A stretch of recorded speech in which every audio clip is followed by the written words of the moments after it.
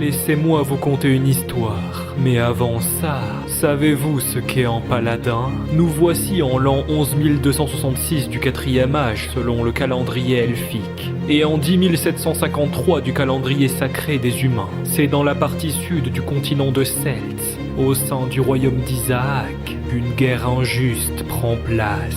Une voix annonce à Eren, à Berbera et à Bécher qu'ils n'ont plus aucune chance de l'emporter. Pourquoi ne pas s'inquiéter à propos des soldats, à moins qu'ils souhaitent les emporter en enfer avec eux? Dans le champ de bataille, une fille est grièvement blessée. Celle-ci peine à respirer, mais son regard montre qu'elle n'a pas encore abandonné. En tant que roi du royaume d'Isaac, si elle renonce à son droit d'hériter au trône de la maison de Bécher, le souverain lui assure qu'il la pardonnera. L'obscurité derrière les ruptures de serment, la corruption de la foi et la cupidité du cœur sont devenus le vice éternel du monde entier. Alors, ce serait une promesse? La fille demande à sa majesté si ses paroles ont encore ne serait-ce qu'une once de crédibilité. Le roi répond qu'elle n'a pas le choix, et revenir sur ses paroles devant une dizaine de milliers de personnes lui est impossible. Ces paroles font réfléchir son adversaire, et Eren demande à ses soldats de baisser leurs armes. Il faut obéir aux ordres du roi. Ceux-ci qui ne comprennent pas hurlent qu'ils peuvent encore combattre. Malheureusement, le dénouement est déjà décidé. Les sacrifices supplémentaires n'ont pas lieu d'être. Ces soldats sont venus afin de remplir leur devoir envers la famille Bécher. À partir de maintenant, Eren les libère de leurs obligations. Ses subordonnés n'arrivent pas à s'y résoudre. Mais le bruit des armes retombant au sol se fait entendre. L'armée vient de capituler. La fille les remercie pour l'avoir soutenue durant tout ce temps. Mais la prochaine bataille ne concerne personne d'autre qu'elle. Malgré l'obscurité des temps actuels, quelques personnes choisissent encore de défendre leur honneur. Eren s'excuse envers sa majesté, le pays se trouvant dans son dos et sa terre natale. Hors de question d'abandonner, sinon cela entacherait l'honneur de la famille Bécher. Les soldats demandent à son Altesse ce qu'elle est en train de faire, qu'elle arrête sur le champ. Mais c'est hors de question. Eren combattra jusqu'au bout, et ce même si elle vient perdre la vie ici et maintenant. Quelle fille stupide. Si tel est son souhait, que les soldats se tiennent prêts. Humilité. Qui est en train de parler? Intégrité. Compassion. La combattante s'arrête immédiatement. Cette voix, c'est impossible. Valeur, justice et sacrifice. Est-ce que c'est Grey? Au sein de ce monde couvert de pénombre, il y a toujours ceux prêts à défier la loi afin de remplir leur serment, afin de rester fidèles à leur gloire et à leurs convictions. C'est Grey, le chevalier légendaire capable d'éliminer 100 personnes en un seul coup. Il ne faut pas être effrayé. Ce n'est qu'une douzaine de chevaliers. Pour ce qui est de leur cas, ils sont encore une dizaine de milliers. Le guerrier lève son épée. Grey souhaite prendre la parole. Il a prêté allégeance à Eren, à Berbera et à Bécher. Alors qu'il libère le passage, tous ceux qui la blessent sont ses ennemis. Il combattra pour l'honneur de sa majesté jusqu'à sa propre mort. Chevalier de la lune d'argent, chargez! Voici ce qu'est véritablement un paladin.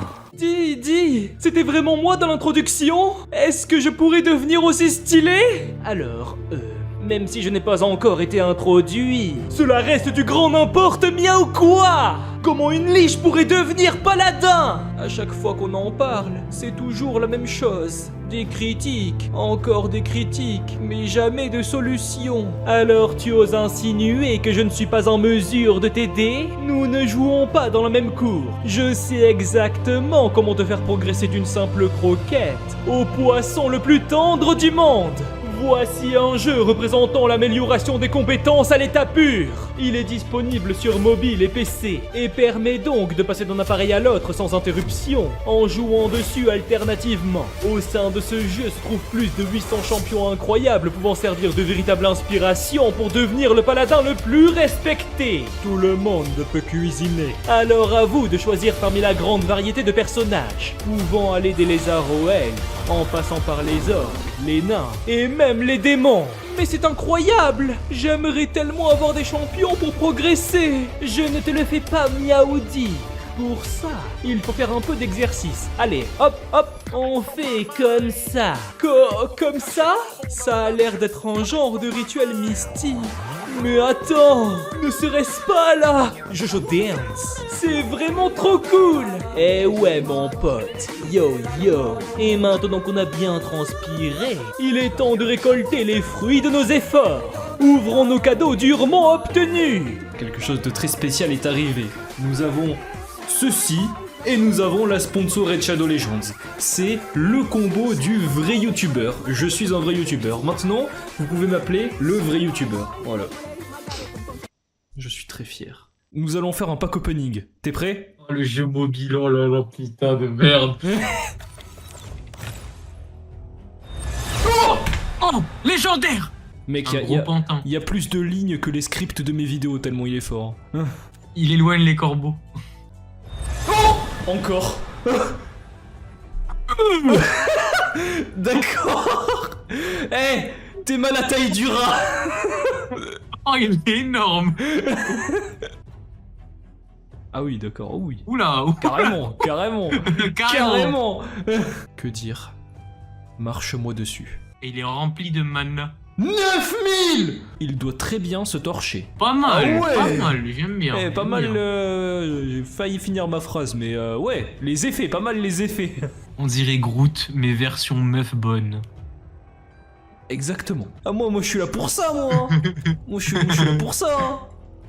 Je ne demande qu'à être frappé. Il y a un Skeleton Man. C'est un protagoniste. Au revoir. C'est qui lui? Pourquoi il ressemble à Sac de nœuds?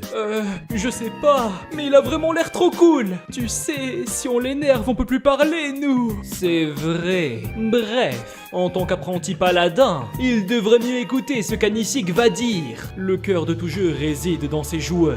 Et Red Shadow Legends célèbre exactement cela avec un événement spécial appelé les Community Weeks. Et croyez-moi, vous allez vouloir y participer. Tout le monde peut mettre la main sur une championne légendaire gratuite.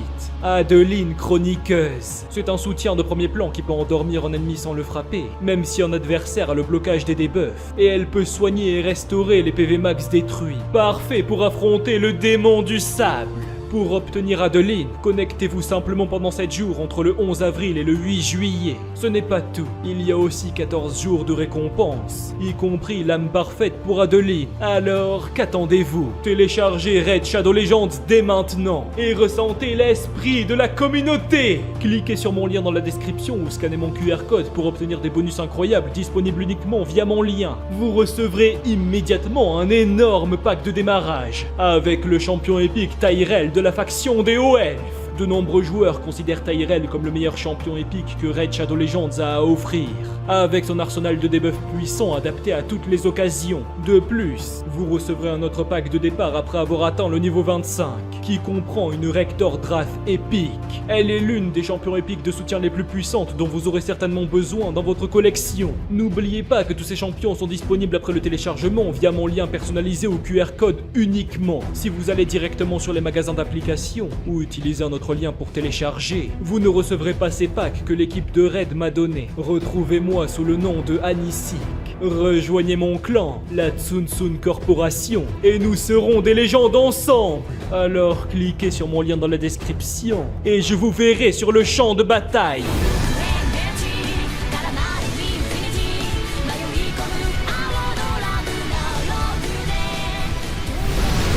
Dans le sud du continent de Celts, et plus précisément au port reculé et paisible de Hamlet, un monstre aurait compromis la paix des environs. Une voix ordonne de se préparer au combat.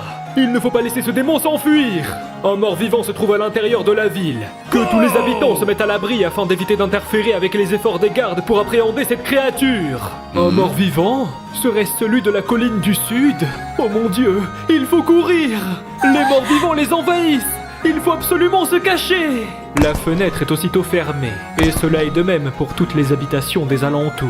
L'escouade qui se trouve à l'arrière doit se disperser pour chercher. Quant au reste, il faut le suivre. Lorsque le mort-vivant sera capturé, mieux vaut écraser ses os jusqu'à l'état de poudre, avant de le ramener au mur de la ville.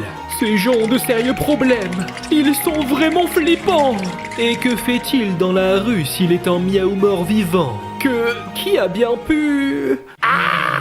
Y a un chat qui parle? Miaou, quel idiot!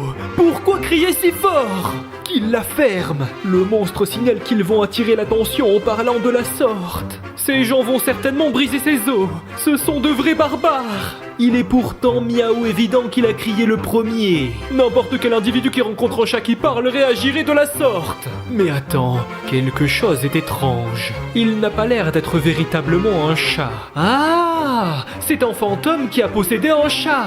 Maintenant tout fait sens. Pourquoi agir comme s'il était surpris? Il y a plein d'animaux de ce monde qui ont été miaou possédés par des fantômes. Voir un genre de squelette marcher dans la rue est certainement rare. Ne serait-ce pas sa première fois dans le monde miaou physique? Ah, eh bien, comment peut-il être au courant? C'est en effet sa première fois. Eh ben, pour un débutant comme lui, le chat pouvait s'y attendre rien qu'à le regarder. Mais pourquoi être monté à la surface au lieu de rester sous terre? Il prend le risque d'être pulmiaouvérisé. C'est une longue histoire. Il sait sûrement que les abysses sont assez dangereux. Si quelqu'un souhaite s'y rendre, il faut posséder une compétence puissante. Mais il était très fragile de naissance. C'est pourquoi il a réfléchi à une solution. Pourquoi ne pas prétendre être un spécimen de squelette proche de la grande liche Brutus afin d'apprendre la magie? Notre protagoniste n'aurait jamais pensé que son plan marcherait par accident. Le grand sorcier n'a pas remarqué son existence durant plusieurs années, jusqu'au jour fatidique. Le rassemblement des abysses d'aujourd'hui aura une vente aux enchères d'un outil magique précieux, mais impossible de laisser son lieu de travail. Pourquoi ne pas transformer ce spécimen en soldat squelette pour lui donner ce genre de mission? Le squelette qui ne s'y attendait pas hurle qu'il peut mener des missions à bien sans être transformé en soldat squelette! Lors de sa fuite, il a fait tomber un bon nombre d'appareils et d'expérimentations. La grande liche était plutôt en colère. Il a aussi pris quelques trésors au passage, comme cette bague magnifique, mais c'est un peu embarrassant. La grande liche a dit qu'elle souhaitait lui donner une bonne leçon, mais la peur lui a permis de s'enfuir très vite. Le chat n'arrive pas à y croire. Il en a lâché sa lime à ongles. Celui-ci demande de l'excuser. Le soleil se lève à l'est et se couche à l'ouest. Mieux vaut se dire miaou au revoir. Autant prétendre ne s'être jamais rencontrés, d'accord? Comment a-t-il pu être aussi stupide? Ce squelette ne présage rien de bon. Si la grande liche apprend qu'il lui a parlé, son sort ne sera pas bien différent. Notre protagoniste lui dit d'attendre. Mais quel est le problème? Il n'a pas intérêt à l'entraîner dans sa tombe. Peu importe le poursuivant qui parvient à l'attraper, il sera pulvérisé dans tous les cas. Alors il ne doit pas mêler un chat innocent à tout ça. Notre protagoniste ne comprend pas. La liche a ses raisons, mais pourquoi les humains le poursuivent aussi? Il n'a pourtant jamais eu d'interaction avec eux. En quoi est-ce difficile à miaou comprendre? Il est un mort-vivant. Mort-vivant! Est-ce qu'il sait ce qu'être un miaou vivant veut miaou dire? Ces monstres sont un synonyme de mort et de calamité pour les humains. Ils feront tout leur possible pour détruire la source d'un désastre potentiel. Mais pourtant, il est aussi un mort-vivant. Pourquoi n'est-il pas poursuivi? Alors comme ça, il ose se miaou comparer à lui? Miaoudicule. Il possède la créature parfaite qui combine les bonnes manières avec l'intelligence. Les filles utilisent leur poitrine pour lui servir d'oreiller. En roulant sur lui-même, les humains sont prêts à le servir. Il y a même des références historiques qui le placent en tant qu'animal sacré. Il ne serait pas une exagération de dire qu'il est le maître de la race humaine. Est-ce qu'il comprend maintenant? Non, notre protagoniste ne comprend pas du tout. Être une créature parfaite semble dénué de sens. En quoi la poitrine devient un oreiller? Et comment se fait-il qu'il reçoive des récompenses en se roulant par terre? Pour ce qui est de son cas, il se ferait piétiner jusqu'à ce que ses os soient brisés. Alors non seulement il est en danger public, mais en plus il est miaou débile. Lorsqu'il était encore un être humain, sa mère lui disait de ne pas traîner avec les idiots. Alors bye bye, en espérant ne jamais se revoir. Le squelette lui dit d'attendre. Il faut regarder. Quelqu'un semble se rapprocher depuis le portail de la ville. N'a-t-il pas bientôt fini? En quoi la présence d'un touriste est censée l'intéresser? À moins qu'il veuille se battre très fort. Attention, il est le champion de la miaou castagne. Une armée vient de faire son entrée au milieu de la rue. Un soldat d'élite s'adresse à son Altesse et Reine et explique qu'il s'agit du port Hamlet. Cette ville est un peu étrange. Toutes les fenêtres sont fermées. Le chef de l'escouade imagine qu'ils ont fait un long voyage. L'homme se présente lui et ses acolytes comme les gardes du port de Hamlet. Ils sont à la recherche d'un mort-vivant ayant infiltré la ville. C'est pourquoi ils s'excusent par avance pour la situation. A-t-il bien dit un mort-vivant? Le soldat d'élite rappelle à la dame qu'ils ont des affaires importantes à régler. Mieux vaut ne pas s'éterniser ici. La fille assure au chef des gardes que sa loyauté et sa bravoure seront rapportées au comte Caspar. Maintenant qu'il libère le passage. Son interlocuteur la remercie d'avoir vérifié son identité. Ils peuvent librement se rendre vers leur destination. Alors que les cavaliers repartent, le chef des gardes souhaite un bon voyage à ses seigneurs. Son acolyte demande qui pouvait bien être ces gens. Pourquoi demander ce qu'il n'est pas censé demander? Le port de Hamlet s'apprête à changer. Mais s'il a le temps pour poser des questions, pourquoi ne pas aller capturer le mort-vivant à la place? Notre protagoniste demande au chat s'il a vu ça. Pourquoi ces blocs d'acier sont-ils si respectés? Ce ne sont pas des blocs d'acier, mais des chevaliers.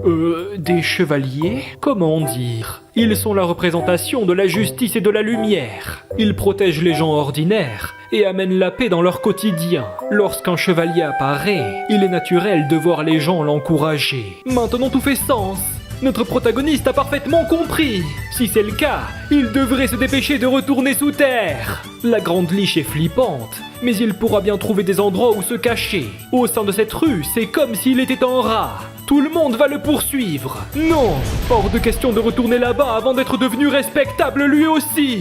Grey, la liche, jure sur son nom de devenir un chevalier de renom. Quel est le problème? Il est une liche effrayée des humains qui souhaitent devenir chevalier. Mais ce type a une fissure au cerveau, c'est pas bien ou possible! Un peu plus tard, une fois le soir tombé, les deux morts-vivants marchent discrètement dans la rue. Un sac gigantesque est lâché par terre, ce qui révèle de multiples pièces d'équipement. Eh bien, avec tout ça, il pourra certainement devenir chevalier. Ce n'est qu'un rêve stupide. Même s'il vole une armure du forgeron, il ne pourra pas changer sa véritable identité. Devenir chevalier est juste impossible. Notre protagoniste l'a bien compris. C'est pourquoi il a aussi pris ça. Ce livre est nommé le guide du chevalier vers le succès. Grey l'a pris à la librairie à côté de la forge. En suivant les conseils de ses écrits, devenir le combattant de ses rêves sera plus facile que jamais. Le champ n'a plus cassé. Il va en faire des croquettes. Mais le livre est retiré. Pourquoi agir comme ça? C'est pourtant un grand trésor. Qu'il le lâche sur le miaou-champ. Bon, très bien. Son interlocuteur dit de l'écouter. Le chat ne sait pas d'où il tire une telle confiance. Mais dépendre de ce genre de livre ringard ne le mènera nulle part. Et pourquoi pas? Est-ce que les 8 vertus de chevalerie présentes à l'intérieur sont difficiles à comprendre? Pourquoi ne pas lire avec lui? Qu'il la ferme! Personne ne souhaite lire ce genre d'ouvrage de pacotille! Ce bouquin est inutile! Mais pourquoi ça ne marcherait pas? Déjà, il faut un cheval pour être chevalier. Est-ce qu'il en possède un? Et pense-t-il qu'il existe un cheval destiné à une liche comme lui? Si ça continue, il fera de lui le premier chat à crever d'une hémorragie au miaou-cerveau! Notre protagoniste comprend mieux. Après l'avoir écouté, il pense aussi qu'avoir un cheval serait préférable, puisque c'est comme ça. Une incantation étrange se fait entendre. La liche Grey demande de répondre à son appel. Que cette grande âme se réveille! Mais qu'est-ce que ce lunatique essaye d'accomplir? La créature que notre protagoniste a appelée vient de sortir de son cercle d'invocation. Il s'agit du grand Ténédos. Le cheval squelette apparaît en face de son maître. Celui-ci s'apprête à pousser un hennissement strident. Chut! Faut pas crier, sinon ils vont se faire tuer! Maintenant qu'il est aussi devenu un mort-vivant, son existence doit être cachée. Le cheval se rend compte d'un détail. Mais attends, comment lui, le grand Ténédos, a pu devenir un mort-vivant? La ferme! Qu'il cesse de crier sur le champ! Le chat les traite d'imbéciles! L'armée est déjà là! Ce ne sont que des miaou bouffons! Au même moment, dans le château du comte Caspar, le seigneur du port Hamlet, la duchesse de Bécher, son Altesse Hélène Berbera, vient d'arriver à destination. Le seigneur est heureux de revoir sa nièce adorable. Cela fait tellement d'années qu'ils ne s'étaient pas vus. La fille confirme ses propos et le remercie de se rappeler d'elle malgré tout ce temps écoulé. Elle est également heureuse de constater qu'il est en bonne santé. Eh bien, elle a toujours été forte lorsqu'il s'agit de flatter son entourage. Son imbécile de fils est certainement chanceux d'avoir une épouse comme elle. La fille a du mal à comprendre. Fait-il référence à un mariage? En effet, n'a-t-elle pas été mise au courant? Il lui arrive aussi de ne pas se rappeler de certains détails à cause de la vieillesse. Elle a principalement été invitée ici afin d'arranger un mariage avec son fils. Eren ne peut s'empêcher de soupirer. Si le comte l'a invitée seulement afin de discuter d'une chose aussi ridicule, pourquoi ne pas réfléchir à l'aide qu'il pourrait lui fournir afin d'hériter du titre de la famille Becher? Elle devrait cesser de jacasser, même si le grand-duc en fait sa successeuse. Que pourra-t-elle bien faire? Après tout, elle devrait savoir que son frère est... Ce n'est pas son frère! Oui, c'est le fils illégitime de son père, mais quand bien même... Eren compte se répéter. Son père n'a jamais eu de fils. Il n'est qu'une fraude. C'en est assez. Le roi a déclaré ce qui devait être déclaré. Il sera celui qui héritera du titre, tandis qu'elle gardera les propriétés de sa mère, avant de renoncer au nom de Becher pour marier son fils. Il s'agit d'un traité décidé entre lui et sa majesté. Impossible de s'y opposer. Alors il montre enfin ses vraies couleurs. Il avait pourtant prêté serment envers son père du fait qu'il resterait loyal après sa mort. L'homme s'excuse. Cette allégeance appartient au grand-duc de Becher. Et il semblerait qu'elle n'ait pas hérité de ce titre, n'est-ce pas? C'en est assez. La fille a abandonné l'idée d'en discuter avec ce pitre. Autant faire un nouveau serment selon les vieilles traditions. Et ce, même si cela doit résulter en un duel. Les gardes de monte, ils ont trouvé quelque chose. Mais l'autre escouade répond que ce n'est pas le cas. C'est étrange. Un son suspect avait pourtant été entendu ici. Dans ce cas, autant poursuivre leur route. Ce squelette ne doit pas se trouver bien loin. Eh ben, c'était vraiment dangereux. Le cheval n'aurait jamais pensé que lui, le grand Ténédos, devrait s'enfuir un jour. Le chat pense seulement qu'il va crever. Ne peut-il pas le laisser partir? Comment ça? Ne va-t-il pas l'aider à devenir un chevalier? Pense-t-il que les gens seront capables de voir son visage en portant ce casque? Son ami en doute. Ces chevaliers portent aussi des armures sombres. Quand est-ce qu'il a promis de l'aider à devenir un miaou chevalier? Il n'est qu'un pauvre petit minou. Une liche ne pourrait jamais accomplir ce genre de prouesse.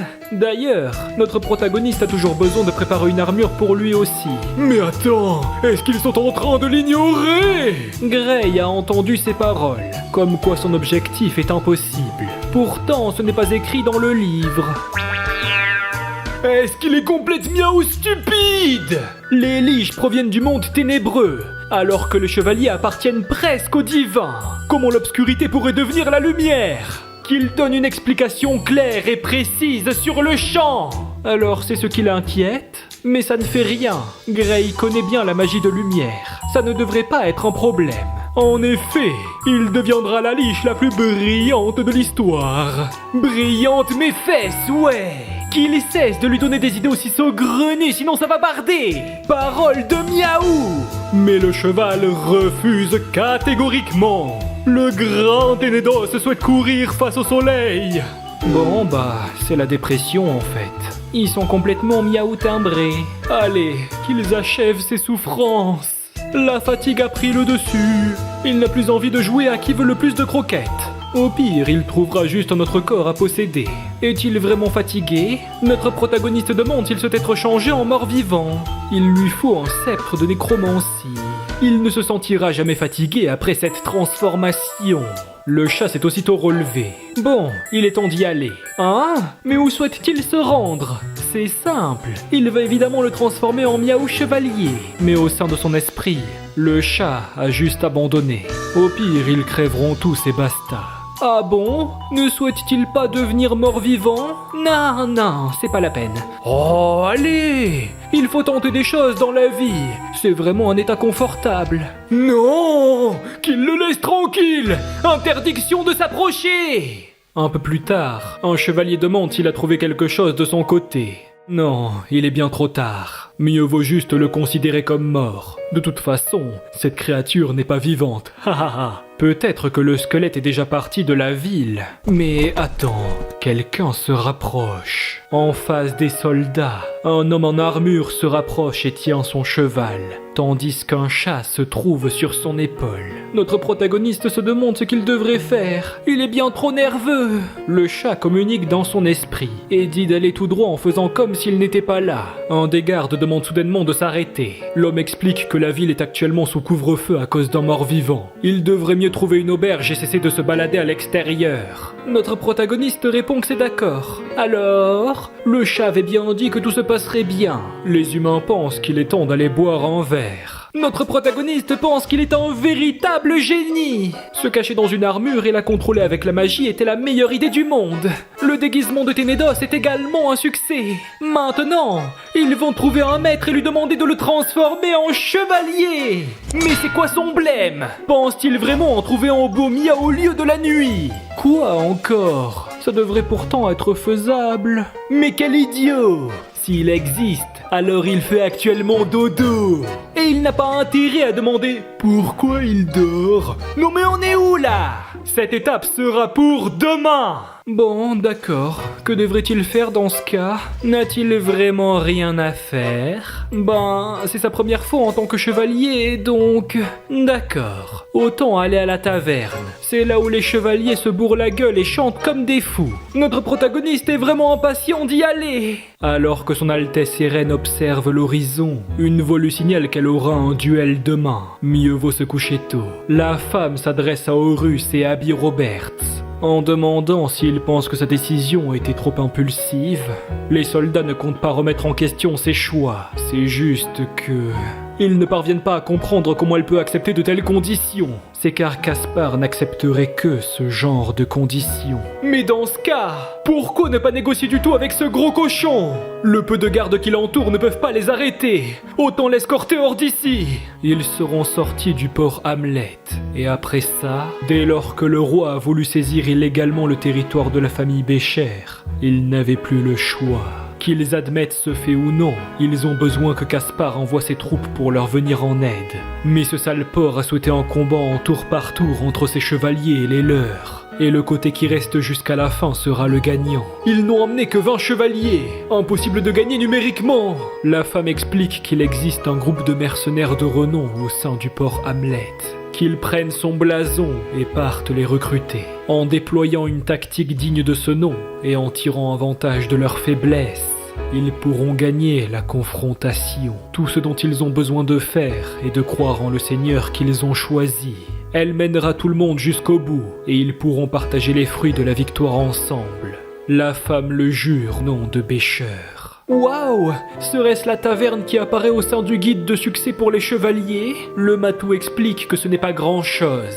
Il suffit de commander un verre de vin et du poisson une fois rentré. Alors, ok pour le vin, mais pourquoi avoir besoin de poisson? Parce qu'il est miaou affamé! S'il souhaite recevoir son aide, il faut le nourrir, n'est-ce pas? Bon, notre protagoniste imagine qu'un poisson fera l'affaire. Une serveuse souhaite la bienvenue au nouveau client. Est-ce qu'il est venu seul? Gray répond qu'il a pris le chat avec lui, donc ça fait 2 personnes. Ce qu'il est drôle, il suffit de la suivre. Antipassi dit à Paz de regarder, il y a une nouvelle tête. Ça a l'air d'être un chevalier vagabond. Pourquoi ne pas le recruter dans leur gang? Son interlocuteur répond de ne pas être ridicule. Les scorpions rouges n'acceptent pas n'importe qui. Il ne pourra venir qu'en montrant sa valeur. Notre protagoniste dit au minou d'écouter. Cette madame l'a appelé Monsieur Chevalier. Tous les gens en armure sont appelés comme ça. Mais d'ailleurs, est-ce qu'il a du fric? De l'argent? Il doit sûrement parler de la monnaie d'échange des humains. Il a pris une pièce en tant que souvenir lorsqu'il se trouvait dans la chambre au trésor de la Grande Liche. Mais pourquoi en avoir pris seulement une? Combien en fallait-il? Non, mieux vaut m'y a oublié. Celle-ci fera l'affaire pour cette nuit. Mais il se voit des gens en galère d'ici peu. Gray répond de ne pas être aussi pessimiste. S'ils ont vraiment besoin d'argent, il est possible d'en avoir là-bas. Un aventurier demande s'il prend petit ou gros. Alors il souhaite tester les jeux de hasard. L'homme de tout à l'heure s'adresse à Paz en rigolant. Ce type est vraiment intéressant. Ne va-t-il vraiment pas le recruter? L'autre lui a pourtant déjà répondu. Pourquoi être si intéressé envers cet inconnu? Eh bien, il n'a cessé de gagner depuis qu'il est assis à la table des paris. Un type qui ose agir contre le casino doit être plutôt fort, non? Attends, pardon? C'est pas vrai! Il a encore gagné! Ce nouveau a beaucoup trop de chance! Le chat dit qu'ils se font trop remarquer. Mieux vaut perdre quelques parties. Le croupier lui donne les pièces qu'il vient de gagner. Mais pourquoi perdre lorsqu'il peut gagner? Ce petit chanceux a un grand momentum. Souhaite-t-il faire quelques parties contre lui seul? Ce sera 10 pièces d'argent à la fois. Est-ce qu'il est partant? Le chat dit de ne surtout pas accepter! Sinon ils seront dans le pétrin! Gray répond que c'est d'accord. Le chat est mort.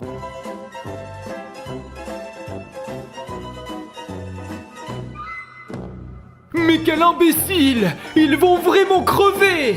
Mais notre protagoniste dit qu'il ne perdra pas. Alors, ils ne sont pas pleins aux as maintenant? Gray ne sait pas pourquoi il était si nerveux. Dans le monde des liches et des fantômes, la probabilité est une connaissance fondamentale. Ces gens étaient juste trop bêtes. Le chat lui demande s'il le savait. Gagner tout le temps dans le monde des humains n'est pas forcément une bonne chose. Une voix demande à son cher ami s'il souhaite vraiment partir après avoir autant gagné. Il a dû tricher, n'est-ce pas? Il devrait mieux laisser tout son pactole. Sinon, le mercenaire s'occupera de le récupérer sur son cadavre. Et voilà ce qui arrive lorsqu'on ne l'écoute pas. Notre protagoniste demande de quoi il parle. Pourquoi vouloir se battre? Mais pourquoi rester là? Ne se rappelle-t-il pas du fait qu'il était pourchassé durant toute l'après-midi? Il est une personne bien différente depuis. De plus, les renforts arrivent. Le grand Ténédos souhaite combattre. Il attendait patiemment son tour pour passer à l'action. Le chat demande si c'est vraiment un plan viable. Il a toujours eu l'impression que Ténédos allait s'écrouler après 2 pas. Gray répond de ne pas s'inquiéter. Il suffit de le laisser faire. Un sbire dit au boss que cet enfoiré est un chevalier. Et alors, il suffit de le faire tomber de son cheval. Les combattants hurlent de descendre sur le champ. Sinon, ils vont le réduire en bouillie. Mais le paladin ordonne de dégager le passage. Un sabot frappe le visage d'un mercenaire. Celui-ci lâche son arme en perdant connaissance. Les aventuriers observent stupéfaits. Un paladin est actuellement en train de les survoler. Celui-ci retombe au milieu des combattants impuissants. Les yeux du grand Ténédos s'illuminent. Voici l'attaque spéciale de la meilleure monture du monde, l'assaut de Ténédos. Tous ses adversaires ont été repoussés. D'autres s'écroulent de l'autre côté. À présent, le chevalier se tient au milieu de ceux qui ont osé le défier. Eh ben... ces escrocs se sont attaqués à plus fort qu'eux cette fois. Alors, est-ce que Paz pense encore qu'il ne vaut pas grand-chose? Mais attends, Ténédos peut se battre aussi bien? Bah ouais, il a ajouté quelques couches de magie d'amélioration. Le lendemain, sous la chaleur du soleil incandescent, un grand nombre de combattants se sont rassemblés pour assister à l'événement du jour. L'un d'entre eux a entendu dire que leur seigneur va prendre part à une compétition contre un combattant de renom venant d'ailleurs. Avec son gros bide, qu'est-ce qu'il pourrait bien faire à part l'attaque roulade? Mais quel imbécile! Ceux qui combattront seront les chevaliers sous ses ordres. Cela fait bien longtemps depuis le dernier événement du port Hamlet. Un groupe d'individus se rapproche. Voici le tournoi dont il parlait. Quelqu'un a payé beaucoup d'argent pour les faire participer. Avec ses compétences, ce genre de tournoi sera un jeu d'enfant. Est-ce qu'ils vont vraiment lui donner le titre de chevalier? Eh bien, apparemment, il est impossible de participer sans ce titre. Alors la dame leur a assigné ce rang à chacun temporairement. Hein? Alors c'est juste temporaire. Il souhaite avoir le titre pour de vrai. Celui avec un véritable seau. Une personne attrape des fruits avant de manger un raisin et cracher le noyau. Le seigneur demande à sa chère petite nièce si elle sait comment cela va se terminer. En perdant ici, son honneur sera entaché. Il est plutôt inquiet envers la réputation de la famille Becher. Alors pourquoi ne pas? La femme répond au comte que la réputation de sa famille ne le concerne pas. Mais pourquoi cesser de l'appeler oncle? C'est vraiment méchant. En perdant, elle tiendra parole, mais en gagnant, Eren espère qu'il ne reviendra pas sur ses promesses. Bien évidemment. Ce tournoi consistera en des batailles d'infanterie et de cavaliers. Cela se déroulera chacun son tour. Les deux côtés enverront un chevalier sur le champ de bataille. Les participants seront éliminés en perdant ou en abandonnant. Le gagnant doit accepter le défi du roi opposé. Cependant, il pourra décider entre combat à cheval ou à pied. Cela sera répété jusqu'à ce que tous les chevaliers d'un côté soient éliminés. Si le comte Caspar perd, il doit prêter allégeance à Dame Irène. Si son Altesse Irène perd, elle devra accepter le mariage arrangé avec le fils du comte. À présent, que tout le monde acclame l'arrivée des chevaliers de la garde de Caspar. Les gens autour sont choqués. Il y en a plusieurs centaines. Ensuite, voici les représentants de Dame Irène. Attends, est-ce qu'ils ne sont vraiment qu'une douzaine ? Cette femme doit être folle pour penser pouvoir l'emporter dans ces conditions. Enfin, ce n'est pas important. Autant parier sur le comte pour s'en mettre plein les poches. L'homme ne peut s'empêcher de rire. Dame Irène ne devrait pas se sentir offensée par les propos pouvant être entendus. Ce n'est que la stupidité des plébéiens. Caspar sait qu'elle souhaite prouver sa valeur. Alors il ne faut pas trop s'inquiéter. Il fera exprès de ne pas la battre totalement. La femme demande à Horus si les mercenaires sont arrivés. Celui-ci répond de ne pas s'inquiéter. Ils attendent actuellement hors de l'arène. À présent, que le tournoi commence! Une épée frappe un bouclier, et cela est de même pour une masse. Le chevalier rouge remarque une attaque qui se rapproche, mais il est déjà bien trop tard. Le combattant s'écroule impuissant. La première manche est remportée par Eren. La boule épineuse bouge rapidement et fracasse un nouveau chevalier. Eren gagne le second round, mais le troisième round est remporté par Caspar. Mince, ils sont vraiment en infériorité numérique. L'homme demande à son Altesse de lui laisser une chance. Il pourrait en battre 10 d'affilée. Celle-ci répond de ne pas se précipiter, qu'ils partent chercher les mercenaires. A-t-elle pour idée de fatiguer les troupes de Caspar grâce à cette aide extérieure? Eren répond que leur situation les force à déployer leur effectif avec précaution. Pendant ce temps, Paz explique que la dame les a appelés. Il ne faut pas lui faire honte. Pourquoi être appelé si vite? Il leur reste pourtant des chevaliers. Le bras droit de son Altesse annonce que cette confrontation est de la plus haute importance pour la maison Bécher. Alors il espère qu'ils aideront leur seigneur à l'emporter. C'est facile à dire, mais comment gagner avec juste 40 mercenaires en plus? Ils sont des centaines de l'autre côté. Un autre ajoute qu'ils sont payés pour faire de leur mieux, mais les résultats ne sont pas garantis. Horus n'arrive pas à croire qu'ils doivent compter sur la force de vulgaires gangsters. C'est une véritable honte! Mais une voix formelle attire son attention. Notre protagoniste s'adresse à ce monsieur, en demandant s'il peut faire de lui un chevalier. Mais il pensait que Dame Eren leur avait déjà octroyé le titre. Certes, mais ce n'est qu'un statut temporaire. Gray veut devenir un vrai chevalier. Ce type est bien trop ambitieux! Son Altesse dit d'attendre un instant.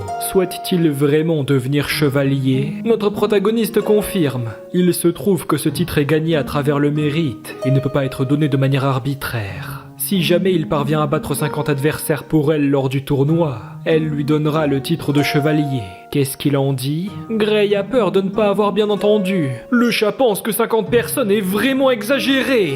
Cette femme en demande beaucoup trop. Il vaut mieux refuser. Notre protagoniste accepte d'un air tout joyeux. Sérieusement? Bien, elle est impatiente de l'observer. Eren, qui retourne à sa place, dit à son bras droit de la suivre. Tandis que le chat se demande s'il a oublié son cerveau dans son cercueil. Ce n'est qu'un imbécile. Non mais qu'est-ce qui se passe dans sa miaou cervelle? C'est seulement 50 personnes. Pourquoi être si nerveux? Ténédos peut en battre une centaine. Ténédos? Il suffit de regarder ces chevaliers pour comprendre qu'ils choisiront toujours le combat à pied. Autrement dit, il devra gagner un combat sous ces conditions pour pouvoir faire appel à sa monture. Seul le gagnant du round précédent a le droit de choisir la façon de combattre. Maîtrise-t-il l'épée? Pas du tout! Son ami s'en doutait! Il leur faut absolument réfléchir à un moyen de s'en sortir! Pendant ce temps, à proximité de l'arène, le comte remarque le retour de la petite Eren. Il ne s'attendait pas à ce qu'elle aille jusqu'à appeler les mercenaires du Scorpion Rouge. La famille Bécher est vraiment sur le déclin. La femme répond qu'il devra attendre un peu avant de tirer de telles conclusions. Un mercenaire dit au boss Paz qu'on l'appelle sur le ring. Celui-ci répond qu'il est prêt. On dirait bien que sa petite vie paisible sera mouvementée quelque temps. Dans ce cas, autant devenir un peu plus sérieux à propos de ce boulot. Le comte n'en revient pas! Ce type domine totalement ses gardes. Une attaque est dirigée dans l'angle mort de son adversaire, ce qui brise son armure et son équilibre. Le boss sifflote d'un air nonchalant. Tous les gens autour acclament Paz pour son nouvel exploit, qui la en bat en autre. Mince, qui peut bien être ce mercenaire? Comment a-t-il pu gagner 5 fois d'affilée? Le conseiller explique que c'est le meneur du groupe des Scorpions Rouges, le tueur Paz. Un simple mercenaire est allé beaucoup trop loin, qu'ils appellent ce type pour lui faire face. Ces vulgaires brigands vont voir ce qu'il en coûte de s'opposer au comte. Paz est vraiment fort. Tous les chevaliers sont nuls en face de lui. Peut-être qu'il pourrait remporter 10 duels de plus. Il semblerait que le comte a appelé un nouveau chevalier. Mais ce type, qui cela peut bien être? Serait-ce un géant? Eren et Horus observent choqués. Le nouveau combattant est plus qu'impatient de passer du bon temps avec lui. Le boss des mercenaires avoue avoir du mal à trouver les mots. Cette dame lui devra sûrement une augmentation. Pendant ce temps, du côté de Grey, impossible! Cette épée est trop difficile à manier. Mieux vaut le laisser réfléchir à une magie pouvant la faire bouger d'elle-même. Le chat pense qu'il devrait seulement Miao abandonner. Après quelque temps, au sein de la ville, les deux combattants s'apprêtent à débuter le duel. Les spectateurs pensent que ce nouvel adversaire est un monstre. Il est bien trop flippant. Voici le duel de chevaliers entre le comte Caspar et Dame Eren. Ce match sera le 12e. À présent, qu'il commence! Le géant fracasse le sol, mais l'attaque est aussitôt esquivée. Paz se prépare à son tour et tente de trancher la tête ennemie. Mais un rire se fait entendre. Qu'est-ce que... Sa lame s'est brisée? Serait-ce un genre de blague? Mince, la situation est catastrophique. Il lui faut absolument éviter ça. Le géant déploie toute sa puissance. Un collier est brisé. Les nobles de la maison Bécheur ne s'y attendaient pas. Le boss des Scorpions Rouges s'était propulsé par cette attaque avant de s'écraser au bord de l'arène. L'homme est maintenant allongé par terre, devant le regard des citoyens confus. Ceux-ci demandent inquiets si tout va bien. Le comte ne peut s'empêcher de ricaner. C'est très bien. Voici ce qui arrive lorsque l'on s'oppose à lui. L'épéiste vient de reprendre conscience. Celui-ci pense que ses côtes ont été fracturées. Dans une telle situation, au bord de la mort, il demandera le double de sa paye. Paz vient de sauter pour esquiver. Celui-ci concentre toutes ses forces et donne un violent coup d'épée sur le visage adverse. Le géant hurle de douleur. Ses yeux ont été touchés. Alors qu'il tente de riposter, le mercenaire s'est déjà éloigné avant de retomber en maîtrisant sa chute. Évidemment, il contrepartit immédiatement à l'assaut. Et en une fraction de seconde, l'ennemi s'est fait pulvériser. Cet enfoiré lui a fait un coup bas. Il n'a aucun mérite. Paz répond qu'il n'est pas un enfoiré. Il est aimé par tout le monde au sein du port Hamlet. Il est le super boss des mercenaires. Les gens autour ne peuvent s'empêcher de rire. Comment peut-il garder cet air sérieux en crachant du sang? Eren demande à ce qu'il soit remplacé, qu'il contacte un docteur. Horus acquiesce aussitôt. Un peu plus tard, alors que le soir commence à tomber, le chat demande ce qu'il fiche ici. Ne devait-il pas se battre dans le tournoi? Grey répond qu'il crée une arme. Puisqu'il ne peut pas utiliser d'épée, autant avoir quelque chose qui fonctionne. Le chat répond que c'est d'accord, mais mieux vaut se dépêcher, car la compétition va bientôt se terminer. Attends, sérieux? Notre protagoniste va accélérer la cadence! Le combat entre Eren et le comte Caspar a continué jusqu'à minuit. Eren a subi de lourdes pertes, avec 4 chevaliers tués, 7 blessés et plusieurs abandons. Il ne lui reste que 6 soldats. Même si les guerriers de Caspar n'étaient pas aussi puissants que ceux de son Altesse, leur supériorité numérique a complètement anéanti leurs espoirs. Il ne lui reste que 61 soldats prêts au combat. Celui qui vient de l'emporter ne peut s'empêcher de rire.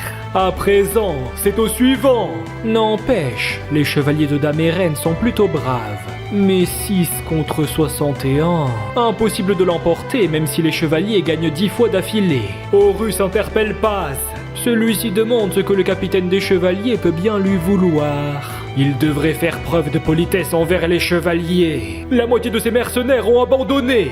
Où est donc son esprit de chevalerie? Allons, allons. Il vient de le dire lui-même.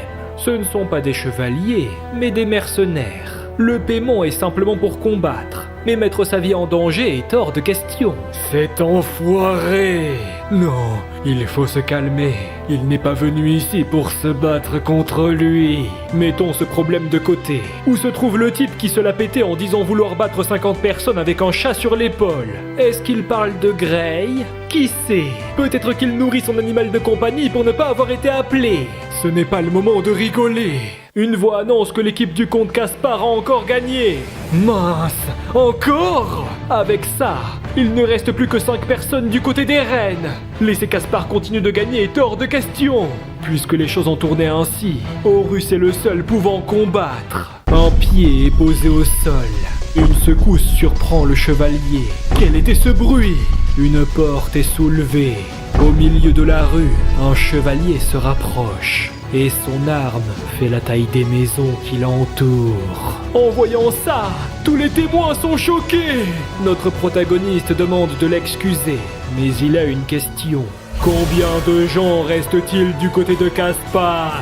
Le seigneur est tellement choqué qu'il en a laissé tomber son verre. La femme se relève instantanément et Ren observe stupéfaite l'arrivée de ce nouvel espoir. Ce type... Espérons qu'il en soit capable. Grey s'adresse à l'oncle chevalier.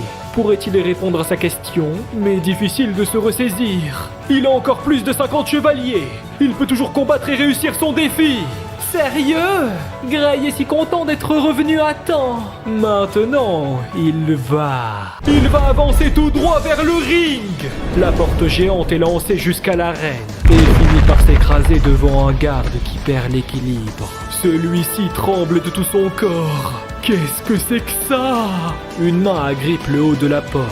Notre protagoniste vient d'arriver au sommet. À présent, le match peut commencer. Grey est plus que préparé. Son adversaire l'observe quelques instants. La hache qu'il tient est posée par terre. Le guerrier annonce qu'il abandonne. Hein? Vraiment? Bah, du coup, c'est qui le prochain? À notre hurle que tout sauf ça! En combattant un tel monstre, qui sait à quel point son corps sera aplati? Tous les guerriers de l'autre camp se battent entre eux, en hurlant à leurs camarades d'y aller en premier! Tout ce brouhaha se déroule devant notre protagoniste confus. Comment peut-il oser démolir le portail de son palais et l'utiliser en tant qu'arme? Le comte Caspar ne tolérera jamais un tel acte! C'est un véritable affront! Mais qu'est-ce que c'est que ça? On dirait la porte de la maison du comte. Qui est ce type? Quel est son nom? Fichtre! Comment les choses ont pu tourner ainsi? Le conseiller dit au comte que la situation est mauvaise. Les chevaliers préfèrent abandonner leur titre plutôt que d'aller combattre. Cependant, ils ont encore une chance. Autant changer le mode de combat en cavalerie. Le comte comprend mieux. Il ne pourrait jamais manier une telle arme sur un cheval. Pourquoi n'y a-t-il personne? Une voix interpelle le jeune chevalier. Sa force est vraiment impressionnante. En tant qu'organisateur de l'événement, il est impatient de voir ses compétences de cavalier. Le comte est persuadé que c'est également le cas de tous ceux qui sont venus assister à la compétition. A-t-il bien dit cavalier? Cela suffit à énerver Eren. Celle-ci qui se relève hurle à Caspar que seul le gagnant est censé choisir le mode de combat. Pourquoi être si têtu? En n'acceptant pas ces conditions, ces soldats ne voudront pas combattre. Et si c'est le cas, alors la compétition sera annulée. Cela posera un problème, non? Alors, brave chevalier, va-t-il accepter la requête d'un combat à cheval? Eh bien, notre protagoniste a également une question. S'il accepte le combat à cheval, va-t-il envoyer tous ses chevaliers à la fois pour le combattre? Attends, tous? Le comte ne comprend vraiment pas. Souhaite-t-il que l'intégralité de ses forces l'affrontent en même temps? En effet, si ces types continuent d'abandonner sans combattre, il ne vaincra jamais 50 soldats. Est-ce qu'il est complètement fou? Impossible de se battre contre autant de gens à la fois. Et évidemment, c'est un deal. Quelle offre merveilleuse! C'est complètement dingue. Il faut arrêter ce match à tout prix. Mais une voix féminine s'adresse à Grey, ce qui surprend Horus. Gray est son nom, n'est-ce pas? A-t-il véritablement confiance en ses capacités? Notre protagoniste demande si elle lui a posé une question. Exactement! Il fera tout pour lui offrir une victoire écrasante. Dans ce cas, qu'il montre sa bravoure avec toute son énergie. Que les esprits de lumière soient avec lui. Le chevalier vient de sauter. Gray la remercie pour ses douces paroles. Un bruit de sabots se fait entendre. Les témoins disent de regarder. Sur les toits, il y a un cheval avec un chat. Notre protagoniste attrape sa monture en plein vol, faisant une entrée spectaculaire. Mais qu'est-ce qu'il attend? Qu'il appelle aussi leur chevalier. Le majordome hurle à tous les combattants de se préparer. D'autres sabots se font entendre. Que tous les chevaliers se mettent en formation. Leur honneur dépendra entièrement de ce combat. Maintenant, il est temps d'en finir avec cette farce. Le chat s'adresse à Gray d'un air confus. Mais qu'est-ce qu'il se miaou-passe? Tous les soldats foncent vers leur cible. Il n'y a qu'un seul type en face. C'est une chance parfaite pour en finir avec le tournoi. Chargez! Le meneur tente de le transpercer de sa lance, mais Gray a esquivé de justesse. Celui-ci l'observe un instant, avant de saisir une épée. Son ennemi s'est fait terrasser en un coup.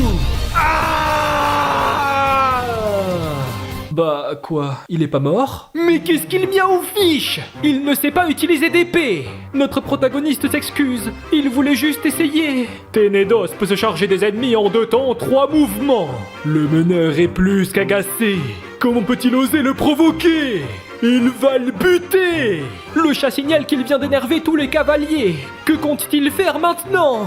Puisque les épées ne marchent pas, autant utiliser une vieille méthode de liche. Une vieille méthode de liche? Notre protagoniste joint ses mains et manifeste son aura. Voici la quadruple magie colossale. Le sort de l'armure quadruple super imposante. Avec la quadruple magie d'explosion devant super imposante. Le chef hurle qu'il s'est arrêté. Autant profiter de son inattention. Mais malheureusement pour eux, ces idiots sont tombés en plein dans son piège. Un soldat est cogné, un autre est éjecté. Mais qu'est-ce qu'il se passe? Ce type est inarrêtable. Un chevalier ordonne de ne pas paniquer. Il a juste du talent en tant que cavalier. Tant que son cheval se fait tuer, il ne pourra absolument rien faire. Mais contre toute attente, quelque chose semble bloquer la pointe de sa lance. Évidemment, ce type s'est aussi fait rétamer. Que tout le monde s'écarte. Ceux qui osent se mettre sur le chemin du grand Ténédos seront piétinés. Notre protagoniste ne peut s'empêcher de rire. Ténédos est si heureux. Un des adversaires reprend peu à peu conscience. Ce type est vraiment terrifiant. C'est comme s'il était un monstre. Comme s'il ne provenait pas de la même espèce. Comment est-ce possible? Il a dû tricher, n'est-ce pas? Cet idiot l'a vraiment fait. Une main attrape son arme et la voix d'une femme s'adresse à Monsieur Chevalier. Voici son épée. Il l'a laissée tomber par terre. Gray la remercie. Et aussi, maintenant qu'il a battu 50 personnes dans le tournoi comme promis, pourrait-elle lui donner le titre de chevalier? Et Ren le regarde en souriant. Évidemment, elle remplira sa promesse en lui donnant le titre de chevalier par le biais d'un sceau. Après ces paroles, tous les citoyens acclament leur nouveau héros. Durant le printemps de l'an 1753 du calendrier divin, au sein du royaume d'Isaac, à l'extrémité sud du continent de Celtes, un grand chevalier a vu le jour. Et celui-ci changera le futur du monde entier. Certains sont partis de la scène énervés suite à leur défaite. D'autres se sont rapprochés pour le féliciter. Et pour ce qui est du cas de Gray ainsi que de son ami Chat, pourquoi est-ce qu'ils le jettent en l'air comme ça? Est-ce qu'ils ont découvert son identité? Est-ce que ses os seront réduits en morceaux? Il semblerait que notre protagoniste n'a aucune idée de ce qu'il se passe. Le lendemain, un citoyen dit à son ami de se rendre au château. C'est de l'or! Il y a de l'or! Le chevalier qui a battu 50 hommes hier leur jette de l'or et des pierres précieuses. Longue vie au nouveau chevalier! Le chat est un peu miaou-basourdi. Celui-ci demande ce que Gray fabrique. Il distribue juste les trésors qu'il a trouvés aux pauvres. Lors de la nuit dernière, Eren a expliqué que la lune est un symbole de chance. Et ils se sont rencontrés sous cette même lune d'argent. Autrement dit, elle lui accorde le titre de chevalier de la lune d'argent. La femme demande de l'excuser pour l'avoir adoubé dans des conditions aussi peu propices. Elle espère seulement qu'il marchera à ses côtés dans le futur. Notre protagoniste confirme, il combattra pour elle jusqu'à la mort. Un peu plus tard, au sein du château, une servante explique que cette chambre a été préparée pour lui. Elle espère que le chevalier de la lune d'argent pourra bien s'y reposer. Le chat soupire. Ce monde est vraiment devenu fou. Et dire qu'une liche est vraiment devenue chevalier... Notre protagoniste s'apprête à répondre. Mais un rire plus que démoniaque se fait entendre. Il est enfin devenu chevalier. Yahoo! Ce rire à l'instant laissait transparaître sa malice.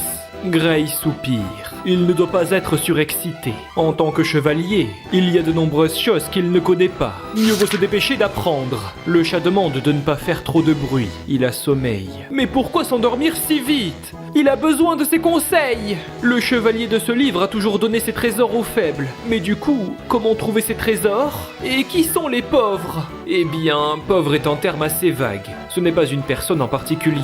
Comparé au comte Caspar, tous les habitants du port Hamlet sont pauvres. Pour ce qui est du trésor, il y en a plein dans le château. Il devrait chercher par lui-même. Bref, peut-il dormir en paix maintenant? Nous voici revenus face à la réalisation de son erreur. Mais attends, il n'est pas allé cambrioler le comte Caspar quand même. Bien sûr que si. Mais quel miaou imbécile!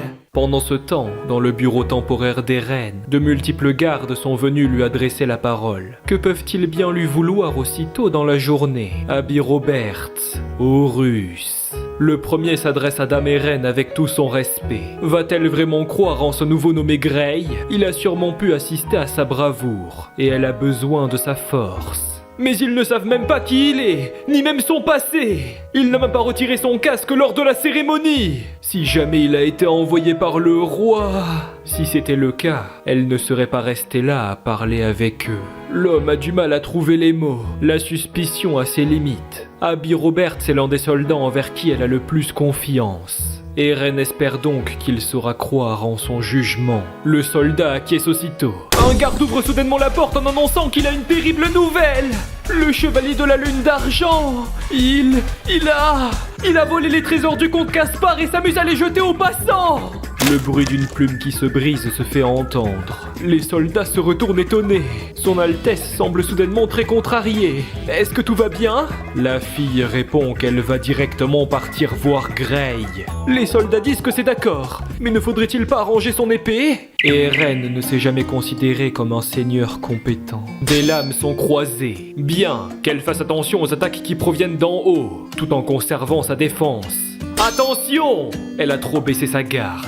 Résultat, l'épée de la fille est repoussée quelques mètres plus loin. L'homme demande quel est le problème. En tombant si facilement, elle ne pourra jamais devenir le prochain grand-duc de la famille Becher.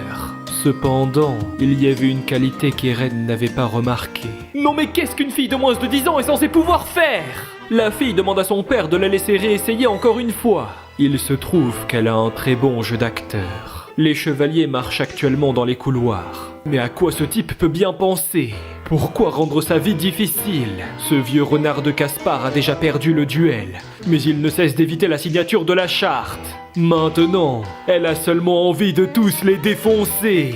Alors que la femme réfléchit, ses accompagnateurs se doutaient bien qu'il ne faut surtout pas l'énerver aujourd'hui. Au sein du château, le comte hurle qu'il est un voleur dans l'armure d'un chevalier. Pourquoi avoir fait une telle chose? Il donne juste la richesse qu'il a trouvée aux pauvres. Tous les chevaliers font ça. Comment ça, la richesse? C'est son trésor! C'est le sien! Il n'est qu'un voleur de la pire espèce!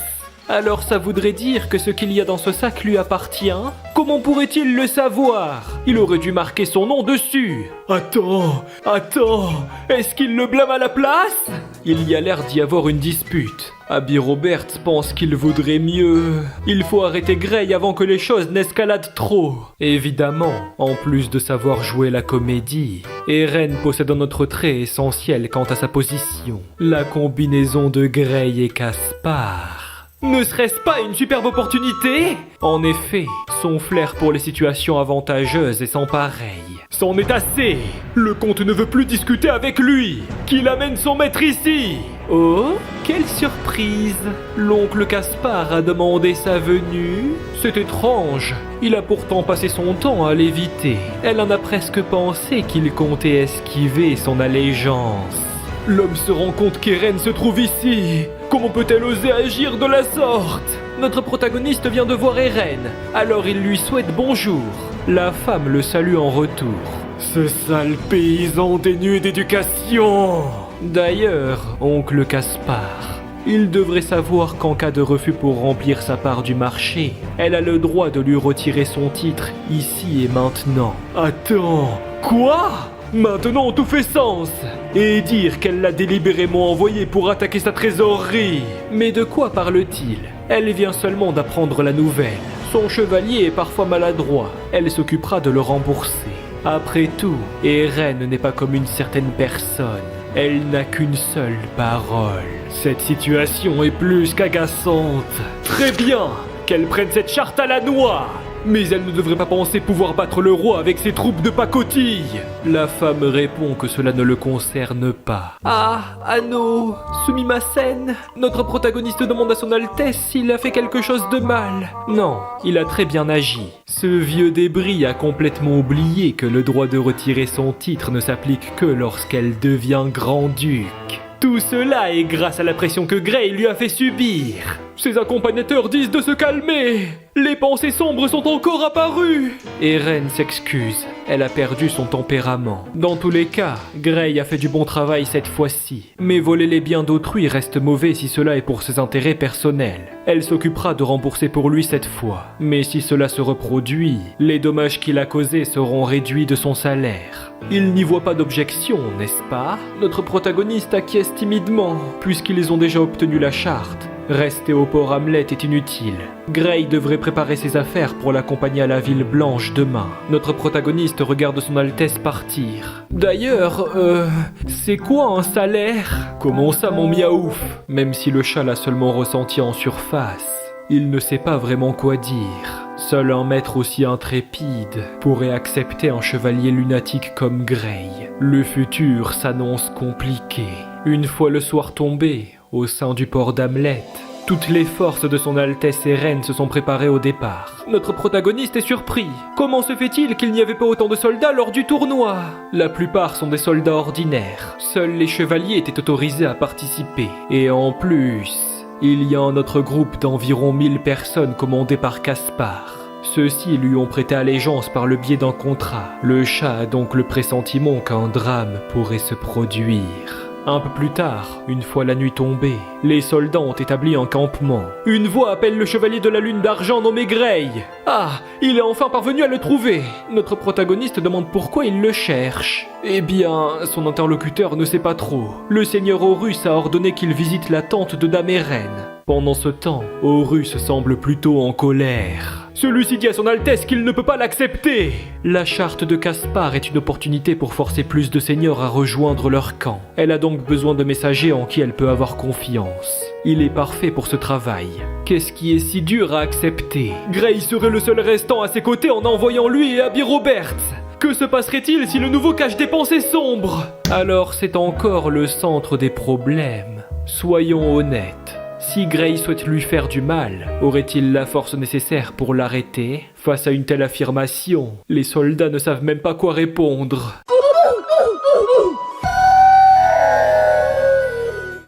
Au lieu de rester à ses côtés sans rien faire, ils devraient plutôt agir en tant que messagers pour étendre leur camp. Alors que les individus discutent, notre protagoniste demande si le seigneur Horus le cherche. Celui-ci se retourne énervé, et c'est également le cas d'Abby Roberts. Mais attends, est-ce qu'il aurait fait quelque chose de mal? Pourquoi se fait-il transpercer du regard comme ça? Une main est posée sur son épaule. Horus explique qu'il compte sur lui pour la sécurité de la dame. Après avoir dit ça, Horus et Abby Roberts ont quitté le camp. Grey a du mal à comprendre pourquoi on l'a appelé. Et qui peut bien être sécurité? Serait-ce un animal de compagnie? Que devrait-il faire? Peut-être qu'il vaut mieux demander à Dame Eren. Elle a l'air gentille. Mais comment formuler ça? Madame, où est votre sécurité? Pourquoi le chat fait une sieste pile à ce moment? Vite! Que quelqu'un vienne l'aider! La femme demande s'il est nerveux. Mais non! Il n'est pas nerveux du tout. Peut-être que c'est car il ne sait pas quoi faire. Alors il serait un peu perdu. Pour rendre les choses simples, il a seulement à rester ici et vaincre tous ceux qui pourraient tenter de l'attaquer. Gray comprend mieux. Cela fait du sens. Eh ben, c'est vraiment un weirdo. Il a refusé de retirer son casque et ne connaît même pas le serment de chevalier. Il ne provient pas de ce pays, n'est-ce pas? C'est à se demander s'il est ne serait-ce qu'un humain. C'est tellement suspicieux qu'elle ne l'aurait jamais accepté dans des conditions normales. Notre protagoniste demande de quoi elle parle. Il est un chevalier né et éduqué dans ce pays. Waouh, même ses yeux tremblent. Eren dit qu'il n'a pas à être nerveux. Elle ne doute pas de son identité en disant ça. Au contraire, elle souhaite seulement lui faire comprendre. Peu importe ce qu'il était ou ce qu'il a fait auparavant, à partir du moment où il a prêté allégeance, il est devenu son chevalier. Elle le paiera pour qui il est et fera en sorte qu'il ne subisse pas de traitement différent des autres. C'est tout. Notre protagoniste la remercie en disant qu'elle est vraiment un seigneur incroyable. Il sera toujours loyal envers elle. Il peut même aboyer. Waf waf. Eren pense qu'il est bien trop facile à manipuler. Bon, assez parlé. Cela fait un moment depuis le départ d'Horus. Gray devrait maintenant se préparer. Il est presque temps d'accueillir les invités. Une lame déchire du tissu. En haut de la tente, un individu masqué tenant une épée vient soudainement d'apparaître. Cheveux blancs, femme aux yeux bleus, cible confirmée. L'opération d'élimination commence!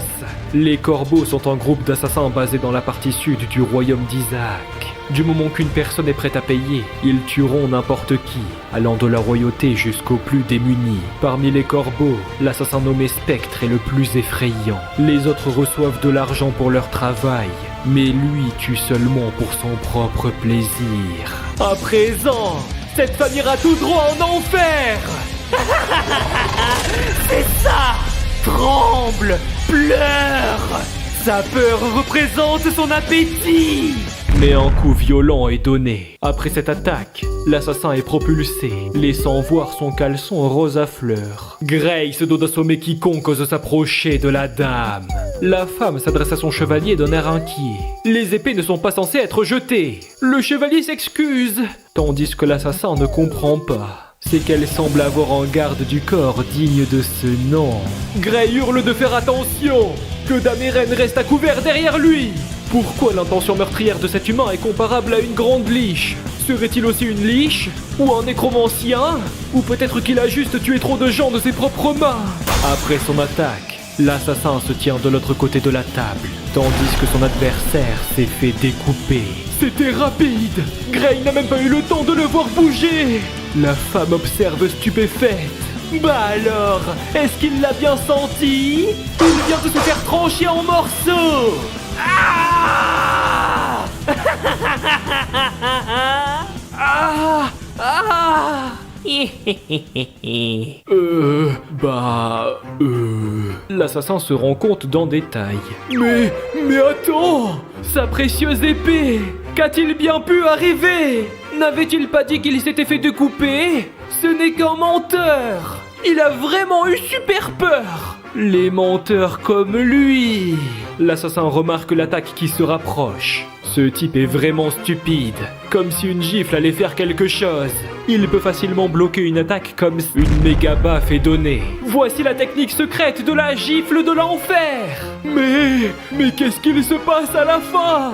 Est-ce que ces deux n'ont vraiment rien compris à la situation? Cet imbécile d'assassin a clairement brisé sa propre épée lors de la première attaque. Ensuite, il a fièrement continué son mouvement une douzaine de fois. Gray ne l'a même pas remarqué. Son Altesse se demande si ces deux ont des problèmes mentaux. Enfin bref, ce n'est pas important. Que Gray le jette dehors. Garder ce type ici est inutile.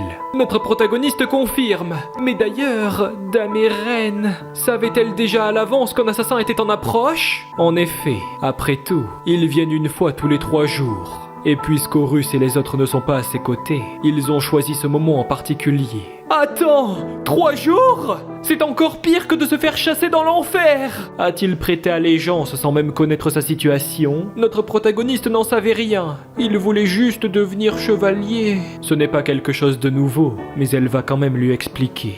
Pour résumer, tout est une question d'argent et de pouvoir. Disons que pour les raisons qu'elle vient d'énoncer, beaucoup de gens souhaitent la voir disparaître de ce monde. Tout a commencé sans complication. Il y a 2 mois, le grand-duc de Bécher a soudainement trouvé la mort. Après son décès, le grand-duc a spécifié dans son testament que sa seule fille, Irène, héritera de son titre et de ses propriétés.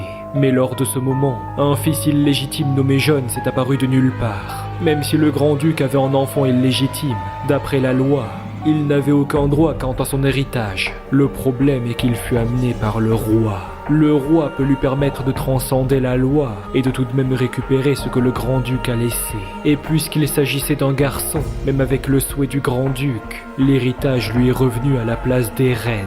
Cela est évidemment un complot. Le roi souhaitait conquérir le territoire de Bécher sans effusion de sang. Certaines personnes ont eu peur de l'autorité du souverain, alors elles n'ont pas osé l'aider malgré avoir connaissance de la vérité. D'autres ont pu en comprendre les bénéfices. Alors ils ont tenté d'aider les seigneurs féodaux afin de tirer avantage de la situation. Depuis le jour où Irène a perdu son père, un grand nombre de personnes souhaitent voir cette fille de 16 ans disparaître. L'assassinat est maintenant devenu quelque chose de commun pour elle. Nous voici à la capitale duchy de Bécher, la ville blanche. Les gardes observent depuis les remparts. Des bruits de chevaux peuvent être entendus. La cavalerie de son Altesse se rapproche de la cité. Les soldats annoncent que Dame Irène est revenue. Que tout le monde ouvre le portail pour l'acclamer. Oh, alors elle serait revenue en vie, comme on pouvait s'y attendre. La fille qui observe a entendu dire qu'Irène a recruté un chevalier très brave durant son voyage au port Hamlet. C'est plutôt intéressant. Voyons voir s'il est la même personne que le disent les rumeurs. Les troupes viennent d'entrer à l'intérieur de la forteresse. Les gens disent de regarder. C'est vraiment Dame Irène en personne. Est-ce qu'il y aurait aussi le chevalier légendaire de la lune d'argent qui peut battre 100 personnes à la fois? Le chat demande à notre protago Miaou s'il a compris ce que Dame Irène lui a dit la nuit dernière. Pour être honnête, Gray n'a rien saisi du tout. Fils illégitime, héritage, il y a trop de mots qu'il ne connaît pas. Par contre, il a compris un truc. Il faut battre le roi, sinon il perdra son titre de chevalier. Ouais, c'est vrai. Mais d'ailleurs, pour changer de sujet, notre protagoniste et son ami observent la ville qui les entoure. Des enfants courent devant leurs parents en disant vouloir devenir chevaliers à leur tour. De l'autre côté se trouvent des artistes de rue, ainsi que des donneurs de fruits. Cet endroit est vraiment vivant. Notre protagoniste adore cette ville. Et Irène va prendre cela comme un compliment. Gray est surpris. Il a raison. La ville blanche est plus vivante que jamais. C'est pourquoi il est de son devoir de la protéger. D'ailleurs, la fille aimerait préparer des nouvelles armures pour lui et son cheval de bataille une fois installé. Aurait-il des requêtes en particulier?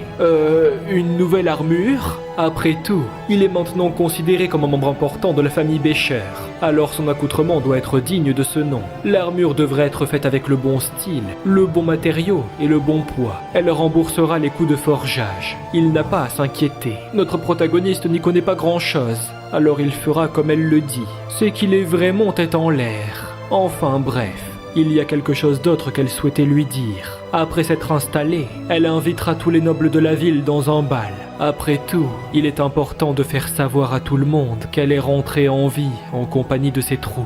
Autrement dit, en tant que son chevalier gardien, il se doit d'y participer en l'accompagnant. La femme imagine que beaucoup souhaitent le rencontrer, alors mieux vaut se préparer. Pendant ce temps, une personne semble les observer en altitude. La cible a été confirmée. Il s'agit d'une jeune liche. Application du processus. D'après le traité de la pierre grise, signé avec les liches, avant que cela n'atteigne les humains, il faut se contenter d'observer la situation et ne pas intervenir. La femme répond à son interlocuteur à distance qu'elle a compris. Yo, merci beaucoup d'avoir regardé cette vidéo. Si vous avez envie de soutenir mon travail, n'hésitez pas à aller voir mon Patreon. Et sur ce, on se retrouve pour la prochaine.